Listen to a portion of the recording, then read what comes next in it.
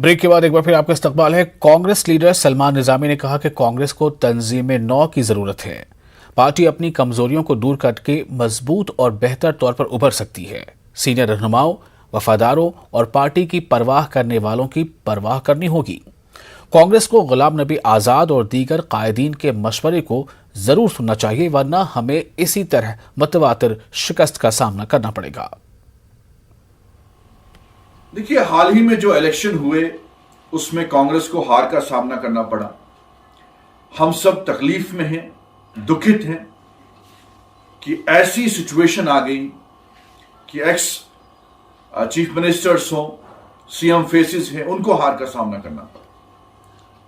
जिस तरीके से कांग्रेस के सीनियर लीडर्स ने, चाहे उसमें गुलाम नबी आजाद साहब हों और कई लीडर हैं, उन्होंने सलाह मशवरा दिया था कि किस तरीके से पार्टी में स्ट्रक्चर को चेंज करने की जरूरत है, उन लोगों को सामने लाने की जरूरत है जिनका बेस है, जिनकी एक्सेप्टेंस है और जो जमीनी सतह पे मजबूत हैं।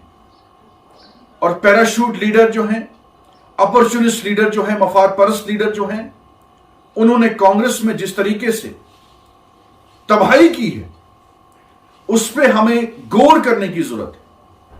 और जो लीडर कांग्रेस के साथ बुरे वक्त में खड़े हैं, इस दौर में खड़े हैं, उनकी कदर करने की जरूरत है। यही हाल आगे इलेक्शन में ना हो, चाहे हिमाचल में है, जम्मू कश्मीर में है, गुजरात में है, कर्नाटका में है।